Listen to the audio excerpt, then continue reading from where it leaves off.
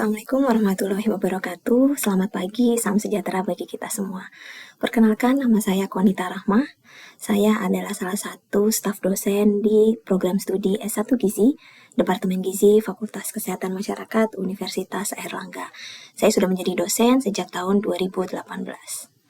Untuk menjadi seorang sarjana gizi yang terampil, salah satu kompetensi yang wajib dikuasai adalah kemampuan dalam menilai status gizi. Oleh karena itu, program studi S1 Gizi memiliki mata kuliah wajib yang juga saya ampu, yaitu penentuan status gizi atau PSG. Mata kuliah ini diberikan pada semester 4. Capaian pembelajaran dari mata kuliah ini adalah mahasiswa diharapkan mampu menjelaskan metode penilaian status gizi dengan pendekatan ABCD atau antropometri, biokimia, klinis, dan dietetik. Kemudian mahasiswa juga diharapkan mampu memahami berbagai kelebihan dan keterbatasan dari masing-masing metode, serta mampu menginterpretasikan hasil penilaian status gizi secara tepat. Berdasarkan RPS yang telah disusun, terdapat 14 topik bahasan dalam mata kuliah PSG. Topik-topik tersebut mencakup prinsip penentuan status gizi melalui metode antropometri pada kelompok bayi dan balita, dewasa, dan juga pasien rumah sakit. Kemudian metode biokimia termasuk penilaian status protein, zat besi, profil lipid, vitamin, dan juga mineral esensial. Kemudian pemeriksaan klinis melalui interpretasi tanda-tanda fisik, serta penilaian dietetik baik di level nasional, individu, hingga dan juga level rumah tangga, termasuk evaluasi kualitas diet. Untuk setiap topik, itu akan disertai pembahasan mengenai kelebihan, keterbatasan, serta cara interpretasi datanya. Materi perkuliahan disampaikan melalui ceramah dan diskusi secara daring atau melalui Zoom, kemudian juga dilengkapi dengan materi tambahan berupa video tutorial, pengukuran status gizi, kemudian mahasiswa juga akan diberikan penugasan berupa hands-on activity, dalam bentuk praktek pengukuran antropometri, klinis, dan dietetik, kemudian hasilnya dipresentasikan dalam 3 pertemuan. Untuk penilaian capaian pembelajaran dilakukan melalui asesmen formatif berupa tugas praktik sebesar 40%, serta ujian tengah semester dan ujian akhir semester yang masing-masing memiliki bobot 30%. Soal UTS dan UAS terdiri dari soal pilihan ganda dalam bentuk vignette, karena nanti diharapkan pada saat melakukan ujian kompetensi sarjana gizi, mereka sudah terbiasa dengan pola soal vignette. Oleh karena itu, kita mulai ajarkan pada saat mata kuliah PSG ini. Kemudian dalam hal kreativitas pembelajaran, saya menggunakan video simulasi wawancara, dietetik, kemudian juga ada infografis, perbandingan berbagai metode penilaian dietetik, kemudian demonstrasi langsung teknik wawancara gizi, dan juga diskusi studi kasus berbasis hasil penelitian terkini. Untuk memperkaya sesi interaksi dengan mahasiswa, saya juga menyisipkan mini survei dengan menggunakan Microsoft Form untuk mengeksplorasi pengetahuan mahasiswa sebagai refleksi awal, sehingga materi menjadi lebih kontekstual dan juga personal. Selain itu, saya juga memanfaatkan pertanyaan terbuka serta diskusi studi kasus untuk mendorong diskusi aktif di kelas, mengembangkan pemikiran kritis, dan juga membangun keterlibatan mahasiswa secara langsung. Demikian gambaran umum dari mata kuliah yang saya ampu.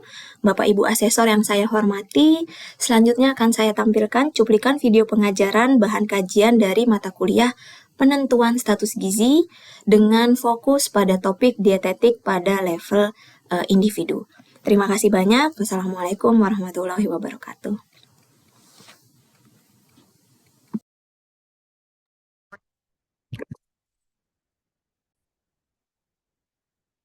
Ya, Assalamualaikum warahmatullahi wabarakatuh. Selamat pagi, salam sejahtera bagi kita semua, teman-teman. Semoga semuanya dalam kondisi sehat ya dan sudah sarapan.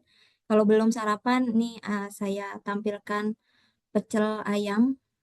Mungkin bisa sedikit membantu supaya nggak lapar. Hari ini saya akan membawakan materi PSG dietetik di level individu, ya. Salah satu materi dalam mata kuliah penentuan status gizi. Oke. Nah, apa tujuan pembelajaran dari mata kuliah ini? Jadi setelah mengikuti perkuliahan hari ini, diharapkan mahasiswa mampu memahami prinsip dari penilaian dietetik individu, memahami jenis-jenis metode penilaian dietetik individu, termasuk prinsip dan cara pengukurannya. Untuk hari ini, saya akan membahas dua, yaitu 24-hour food recall dan juga food records. Ya. Kemudian yang terakhir, mahasiswa diharapkan mampu mengidentifikasi penggunaan masing-masing metode atau alat ukur di berbagai level. Jadi ini agenda untuk menjawab tujuan pembelajaran yang tadi saya sebutkan ya. Jadi teman-teman nanti saya akan menjelaskan overview sedikit terkait dengan mengapa kita perlu melakukan penilaian dietetik, kemudian jenis-jenis metode penilaian dietetik baik kuantitatif maupun kualitatif, kemudian secara detail membahas food recall, food records, kelebihan dan keterbatasan dari masing-masing metode, serta di akhir kita akan berdiskusi terkait dengan studi kasus. Nah, sebelum kita memulai perkuliahan hari ini, mohon teman-teman bisa mengunjungi website ini ya. Saya ada sedikit mini survei begitu, jadi teman-teman bisa join melalui QR code atau melalui link yang sudah saya kirim di kolom chat ya. Jadi boleh mencoba menjawab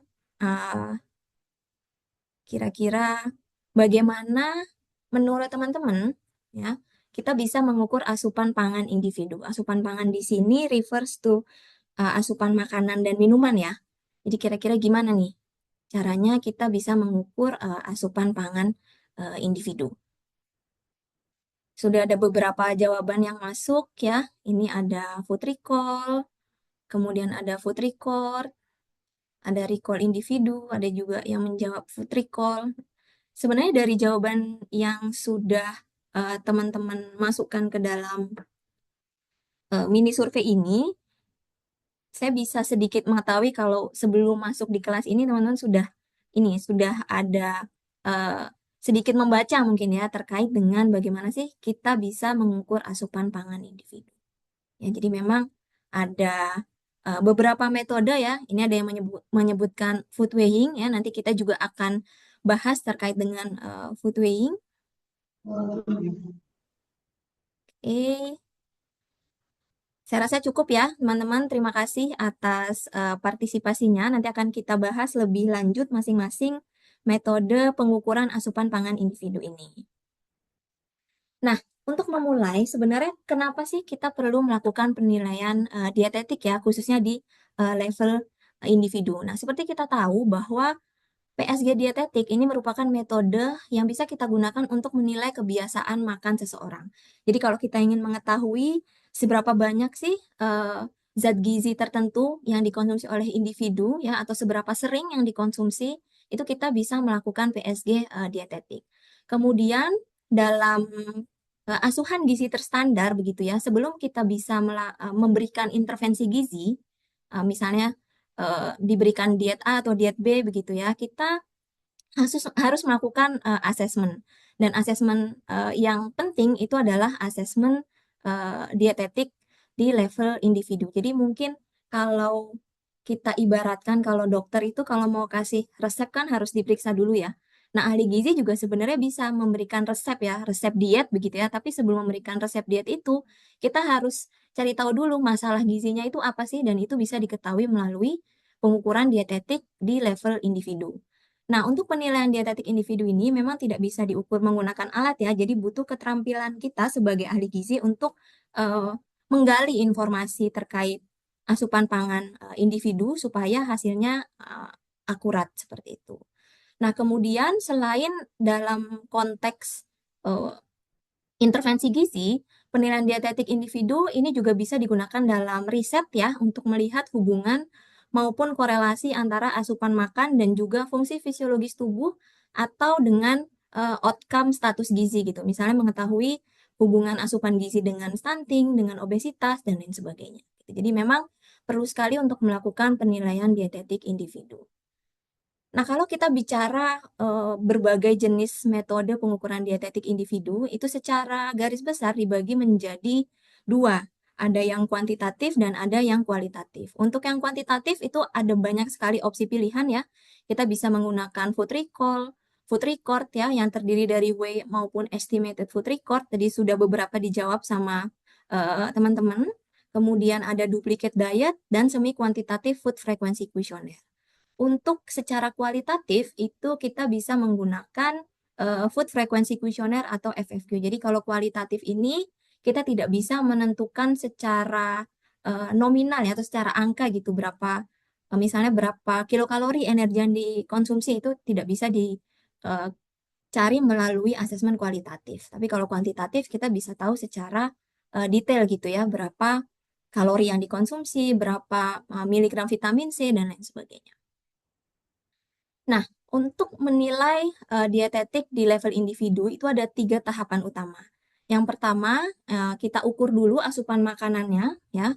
Dan asupan makanannya ini outputnya harus dalam gram.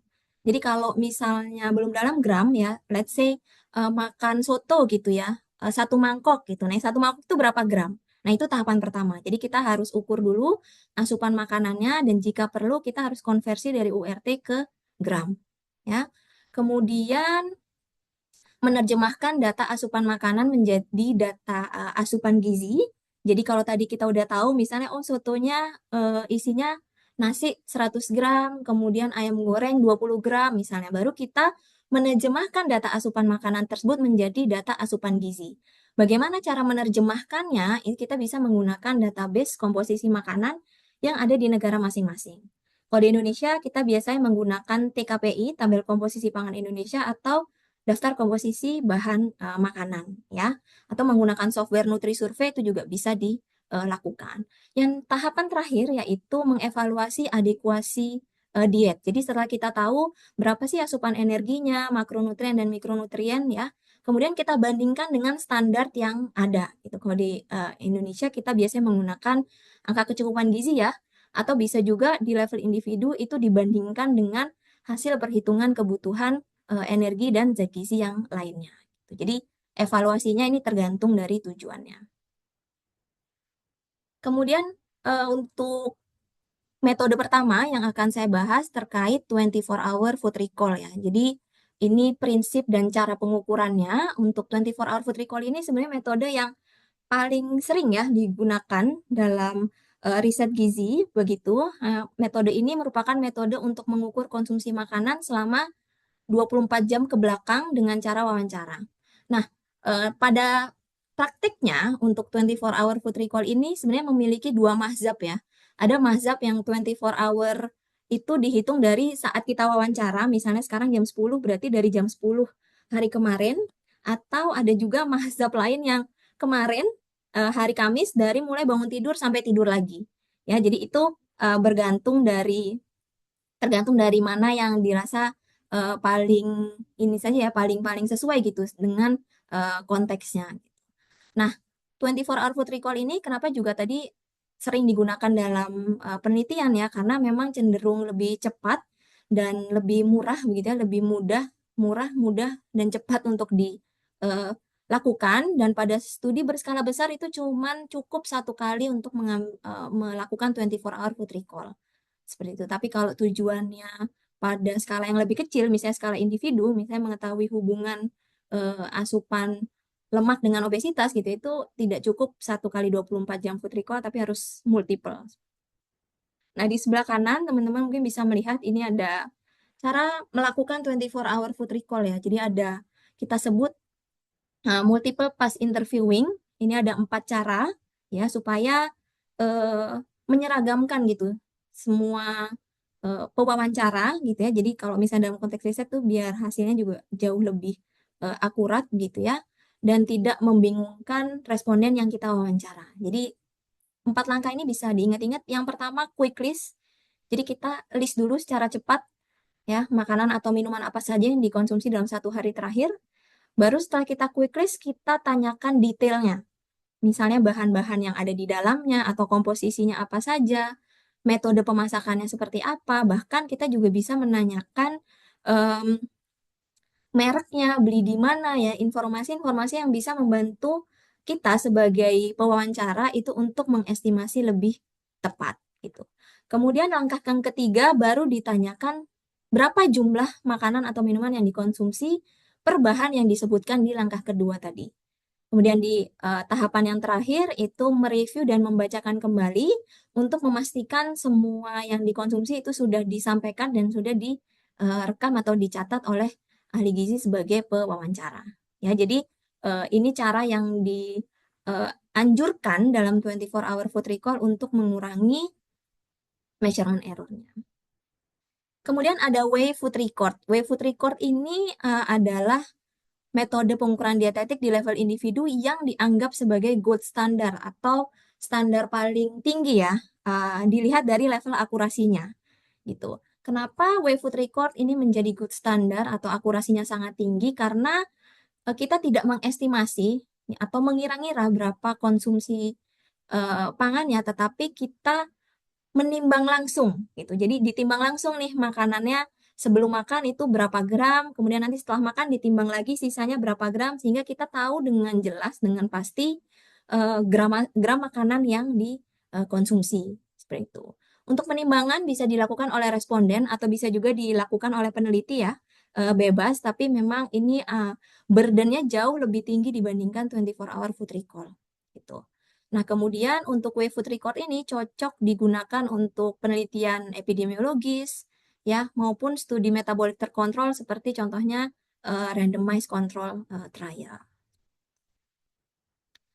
Kemudian ini ada sedikit video ya, teman-teman, video cara pengukuran implementasi Wave Food Record begitu. Videonya agak panjang, jadi mungkin agak sedikit saya percepat. Jadi ini form dari Wave Food Record, ya. Kemudian ini contohnya, misalnya ini menu ya, menu dalam satu kali makan, ya. Kemudian kita timbang, ya. Kita timbang satu persatu bahannya. Nah ini contohnya sop yang tadi ya, kita timbang wortelnya berapa gram, kemudian kubisnya berapa gram gitu ya. Dan seterusnya, kemudian setelah makan kita timbang lagi. Nah ini sisa setelah makannya ya. Jadi before and after kita timbang sehingga kita di akhir bisa menemukan berat yang dikonsumsi seperti itu. Ya, jadi nanti ini kita akan bahas lebih detail lagi pada sesi praktikum. Kemudian jenis food record yang selanjutnya itu ada estimated food record ya. Jadi kalau tadi ada W, ini ada estimated food record. Nah, perbedaan mendasarnya adalah ini tidak ditimbang ya. Jadi kita mengestimasi. Kemudian bedanya dengan food recall ini tidak ada wawancara. Ya, jadi ada perbedaan dan persamaannya dengan dua metode yang sebelumnya ya. Estimated food record ini dinilai berdasarkan rekaman ukuran porsi dari makanan aktual yang dikonsumsi, bisa menggunakan ukuran rumah tangga maupun skala makanan ya. Misalnya skala makanan itu misalnya satu roti, satu buah itu bentuknya misalnya kotak gitu ya, atau bentuknya segitiga atau apa gitu. Jadi menggunakan skala yang familiar gitu ya. Kemudian bisa juga menggunakan standar porsi yang sudah ditetapkan ya atau sudah standar. Kalau di Indonesia itu kita ada daftar bahan makanan penukar ya. Di situ sudah ada pakemnya, misalnya satu porsi tempe 50 gram, satu porsi nasi 100 gram gitu. Jadi kita bisa juga menggunakan satuan itu, tapi memang nggak lengkap ya kalau di DBMP gitu. Jadi kadang kita agak menghindari menggunakan itu dan lebih baik menggunakan URT gitu. Kemudian pencatatannya itu dilakukan oleh responden. Jadi responden yang mencatat ya, saya makan apa, bahannya apa, berapa banyak, sehingga dibutuhkan responden dengan literasi yang cukup baik gitu ya. Kemudian bisa dilakukan pelatihan dulu, jadi di training dulu respondennya sebelum melakukan food record untuk memastikan mereka bisa mengestimasi dengan baik. Seperti itu. Nah, ini ada beberapa alat bantu estimasi ya yang bisa kita gunakan dalam penilaian dietetik di level individu. Bisa pakai food model, kemudian bisa menggunakan buku foto makanan ya. Di buku foto makanan ini ini dikembangkan oleh Kemenkes ya untuk studi diet total, jadi bisa digunakan untuk melakukan wawancara atau melakukan estimasi pola makannya. Kemudian bisa juga menggunakan real food di sini, jadi bawa makanan asli gitu ya, sehingga lebih baik gitu estimasinya.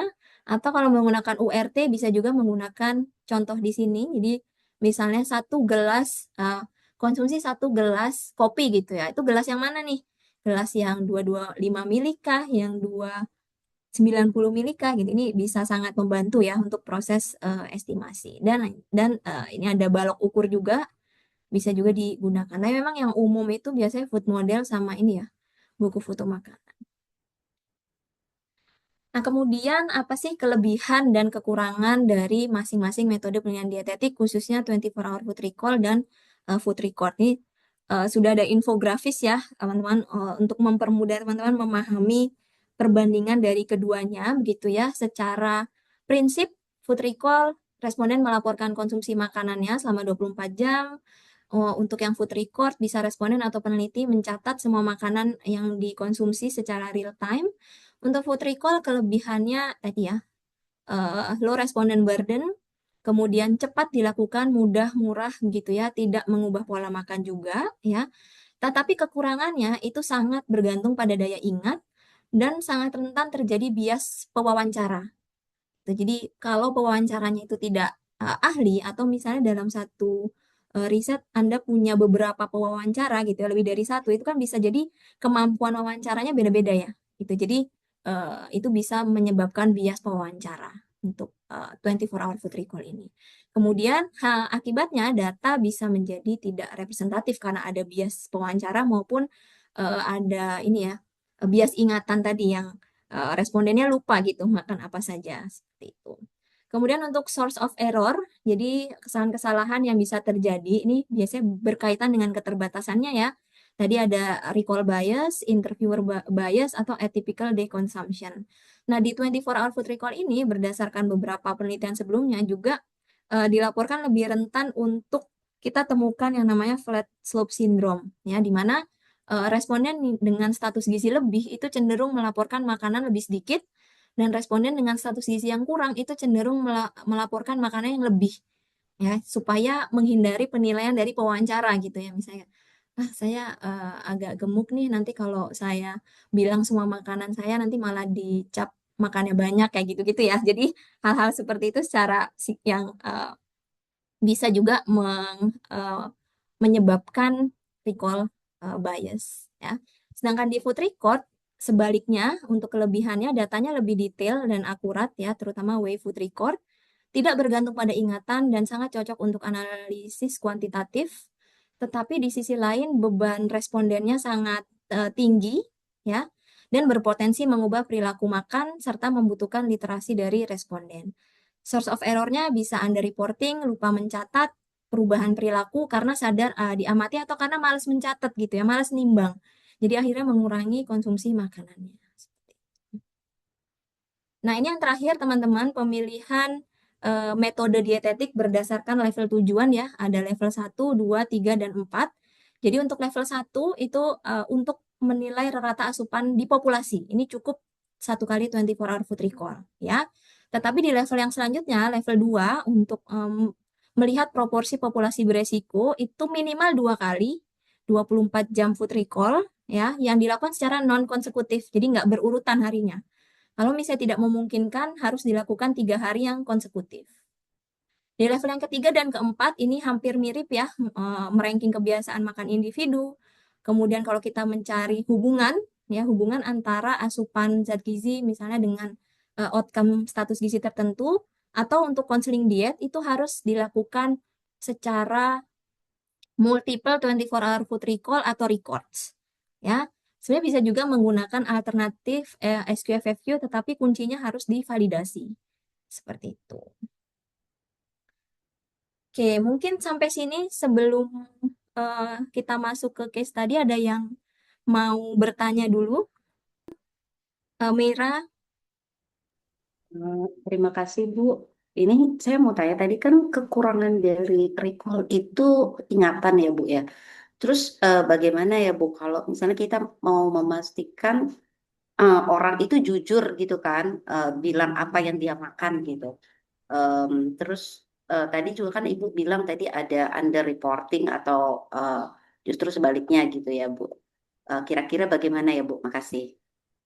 Oke, terima kasih atas pertanyaannya ya. Jadi memang poin yang pertama untuk kejujuran ya, itu kadang kita tidak bisa menentukan dia ini jujur atau tidak begitu ya. Jadi memang tergantung bagaimana kita bisa sebagai pewawancara itu bisa prompt dengan baik. Maka salah satu upaya yang bisa kita lakukan itu mengaplikasikan yang tadi four step interviewing teknik yang tadi gitu ya. Jadi quick list dulu gitu ya. Karena kalau misalnya kita nih apa kalau misalnya kita itu langsung menanyakan misalnya pagi makan apa berapa banyak gitu itu agak memusingkan gitu ya. Maksudnya secara kognitif itu cukup menantang bagi responden begitu ya. Sehingga kita bisa tanya secara berurutan untuk satu aspek yang sama. Jadi quick list dulu, baru tanya komposisi bahannya, baru tanya jumlahnya gitu. Jadi pengaplikasian yang tadi itu sangat penting.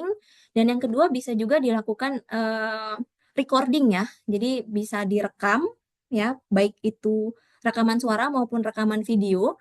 Jadi selama kita melakukan wawancara recall, itu kita bisa fokus untuk melakukan wawancara dan nanti mereview ulang melalui rekaman yang ada. Ya itu bisa juga dilakukan. Cara yang ketiga itu bisa juga dilakukan kalau misalnya untuk recall, kita meminta responden untuk mendokumentasikan semua yang dikonsumsi dulu.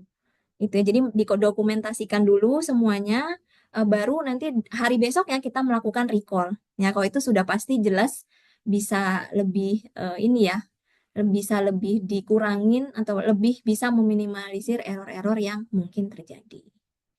Mungkin itu jawabannya. Terima kasih. Selanjutnya mungkin saya lanjutkan dengan case study ya. Ini ada hubungan asupan protein, vitamin C, dan zat besi terhadap status gizi dan kejadian anemia pada siswi. Ini sudah publish ya teman-teman jurnalnya. Nah, ini tujuannya. Pertanyaannya kira-kira metode dietetik manakah yang tepat digunakan untuk tujuan penelitian ini? Mungkin ada yang mau eh, menjawab, silahkan. Bisa langsung di turn on saja mikrofonnya.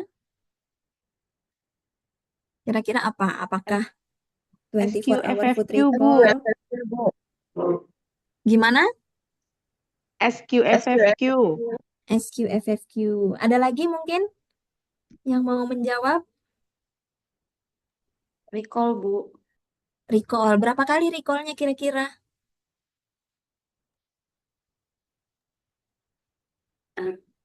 Tidak berturut-turut Bu.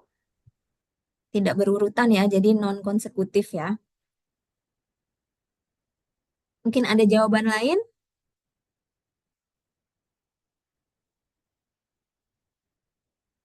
Ya, jadi jawabannya sebenarnya semuanya tadi bisa bisa bisa jadi benar ya. Kita bisa menggunakan SQFFQ karena di situ ada zat gizi yang spesifik, ada vitamin C dan zat besi. Jadi memang menggunakan SQFFQ bisa menjadi lebih tepat. Akan tetapi mungkin kekurangannya kalau SQFFQ validasinya perlu dipertanyakan ya, apakah itu sudah valid atau belum gitu. Terus kemudian menggunakan non-consecutive 24 hour food recalls itu juga eh, boleh dilakukan, tapi tidak hanya multiple, jadi harus lebih dari 2 kali. Jadi minimal berarti 3 kali 24 hour food recall yang dilakukan secara non-konsekutif begitu ya. Jadi tidak boleh berurutan harinya begitu. Dan biasanya harus dipilih hari yang representatif. Jadi misalnya 2 kali weekday dan 1 kali weekend. Ya, jadi untuk benar-benar bisa menggambarkan kebiasaan asupan dari individu gitu. Kemudian bisa juga sebenarnya menggunakan food records ya teman-teman, baik eh, estimated maupun way food record ya, selama multiple juga sama dengan 24 hour food record. Tapi kalau misalnya ada 3 pilihan ya teman-teman, ada SQFFQ, 24 multiple 24 hour food recall dan multiple food records, kira-kira mana yang teman-teman pilih? Apakah yang SQFFQ, 24 hour food recall FFQ. atau kenapa? Gimana? SQFFQ Bu. Karena em, eh, nggak memakan waktu berhari-hari gitu. Ya, betul. Lebih Jadi lebih lebih mudah ya dilakukan gitu ya dengan mungkin hanya perlu ribetnya aja di awal untuk memvalidasi. Oke, terima kasih teman-teman atas partisipasinya ya. Ini kita lanjutkan di sesi praktikum. Atau mungkin kalau misalnya masih ada yang ditanyakan, teman-teman bisa langsung hit my email, social media, atau WhatsApp di informasi pada yang saya tampilkan ini. Oke, terima kasih banyak atas perhatian teman-teman. Ya, saya stop share. Sampai ketemu lagi di pertemuan selanjutnya. Terima kasih. Wassalamualaikum warahmatullahi wabarakatuh. Waalaikumsalam.